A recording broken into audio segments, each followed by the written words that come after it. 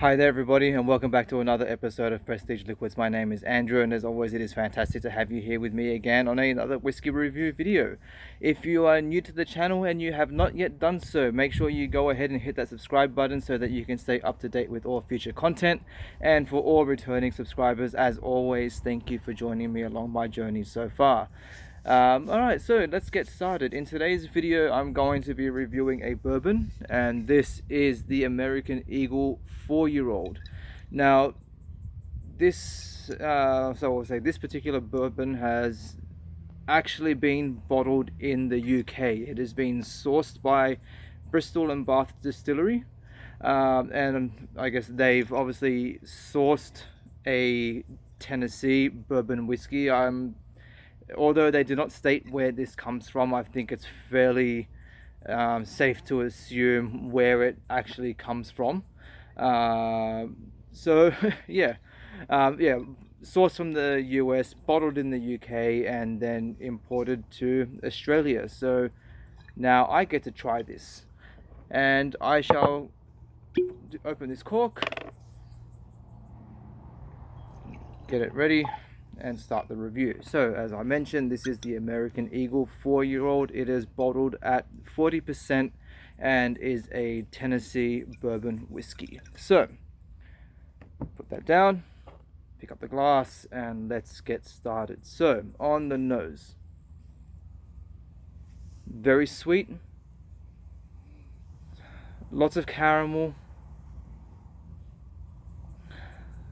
There's also quite a bit of a rye note as well.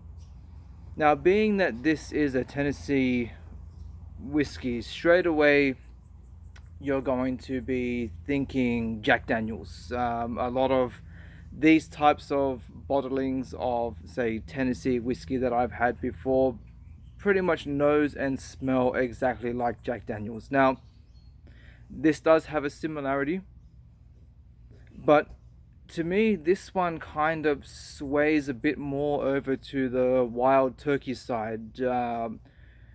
It is quite reminiscent of the standard wild turkey. I generally don't get much of a rye note from Jack Daniels in general. Obviously in the wild turkey you will, and that is what I'm getting. I am getting much more of a prominent rye note in this. Again, much more characteristic of a wild turkey if you're thinking of, say, like entry-level bourbons.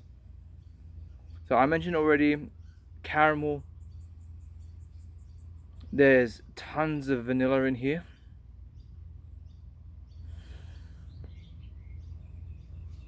Actually, a bit of cherry, and this is something that I've never really picked up on a bourbon before. A lot of people generally pick up lots of cherry notes in bourbons. I usually don't, but this time around I am actually getting a hint of cherry. It is kind of medicinal, I guess, something similar to like a cherry coke or something like that. Again, very sweet, sugary. It's kind of reminding me a bit of like a cola chupa chup, which is a kind of like lollipop that we have here in Australia. I don't know if they're available overseas, but yeah, very popular here. Touch of barrel char, but that's actually, there's the Jack Daniels note. It's there, the Jack Daniels banana. I'm definitely getting a hint of the Jack Daniels banana. I didn't really notice it so much at first when I poured it, but now that it's opening up, it's definitely there. Yep, there it goes. That's the banana note. Alright, let's move along to the palate. So cheers.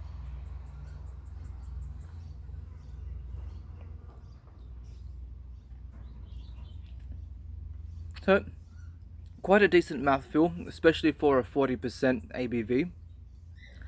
It is a bit on the thin and watery side, but starting to bump up into that more like thick syrupy texture. So let's say mild. Yeah, it's got like a medium body on the palate, quite spicy.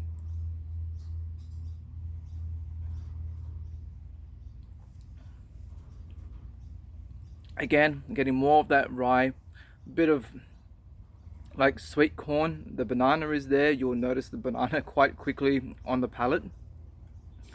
But again, also quite spicy. I'm getting things like cinnamon, nutmeg, cloves. So all those beautiful like baking spices that you would normally associate with like an apple pie, which again I am also getting touches of apple and pear. On the palate there is a lot more going on to this than what there is on the nose, so it is very interesting to see how it progresses. It isn't just a one note wonder. You do get like multiple elements coming through.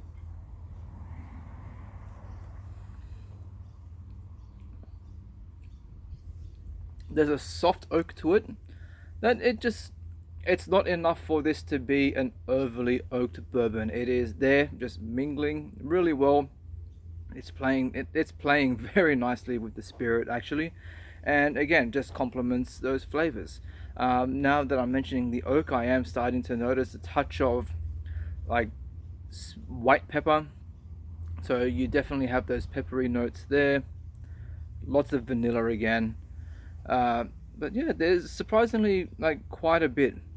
Moving on to the finish, again, very soft, very smooth. It is very easy going. This is a very gentle whiskey. It doesn't punish, but yet at the same time, it doesn't hold its punches either. For a 40%, it's somewhat hitting above its weight. There is a lot going on with it, but that's going a bit further. I haven't even gotten to the notes that I'm getting on the palate yet. Sorry, on the finish. So again, notes on the finish, pretty much similar to what I've already covered. You're getting things like your rye, pepper, the banana has carried through all the way from the beginning to end. I am also getting like dark chocolate. There's definitely some dark chocolate influences coming through. So that is good to notice that there is a different flavor coming through amongst the different stages of the whiskey as well. Something on the nose, something on the palate, and then again something different on the finish. What else? Again, lots of vanilla, sweet caramel. It's also quite grainy. It has quite a bit of a malty, dusty note as well coming in on the finish. So I'd say all in all, this is quite an enjoyable whiskey. Much better than the Rassay While We Wait video that I did last week. That was absolutely horrendous. This is, well, I guess pretty much anything after having that whiskey is a major, is just a major improvement. So if you want to see how I reacted to probably what is the worst whiskey that I have had so far, I'll put one of the info cards at the end of the video. That way you can click on that link, and I'll put the link in the description down below. Oh, what a horrible experience that was. It still brings back nightmares. But that's another review. Let's talk about this one now. Coming back. So again, the American Eagle 4-year-old. A cheaper alternative to Jack Daniels, definitely. Is it better than Jack Daniels? No, not necessarily. I would say that it is on par. I think if you're a Jack Daniels fan, you'll definitely enjoy this. I like the fact that it does offer other flavors and characteristics than just your typical Jack Daniels note, so that is always a positive thing. For the price point, cheaper than Jack Daniels as well, at least in Australia anyway. I don't know how this compares in the UK and other markets. But I think I would happily pick this over the regular Jack Daniels any day. I mean, obviously, if you're comparing this stuff here to, say, like your Jack Daniels single barrel and all that kind of thing, no, it doesn't hold a flame. But against the old number 7, I think this is definitely a better and more affordable option to go for. By no means really, this is not a mind-blowing whiskey, but what I do like about it is that it is a fantastic entry-level bourbon. So if you're, I guess, new to whiskey, new to bourbon, and you've probably seen this on your shelf and you're thinking that it is a good price, it is definitely definitely grab a bottle if you find it, give it a go, and I think you'll probably find that you will have a good, regular, easy to go bourbon on your shelf that is very enjoyable for just drinking neat, or even going into other whiskey cocktails. I guess that's the one advantage as well for those of you who don't like to mix your expensive things. You can still get quite an affordable and yeah, you can get quite an affordable bourbon that you're not going to be too concerned about whether you're going to be mixing it with Coke or into other cocktails and things like that. So that's pretty much all I have to say about that. Keep it short and sweet, and yeah, that's it. I think, as I mentioned at the start of the video, please make sure that you go and hit that subscription button, as that it really helps the channel out and just helps to get these videos going, especially since I do focus a lot on Australian whiskies. That will also help to, I guess, just give more awareness to, and I'll say, all you other whiskey enthusiasts around the world that are wanting to dabble into Australian whiskey. Yeah, my name is Andrew, and I shall see you all again on the next video. KIPPIS.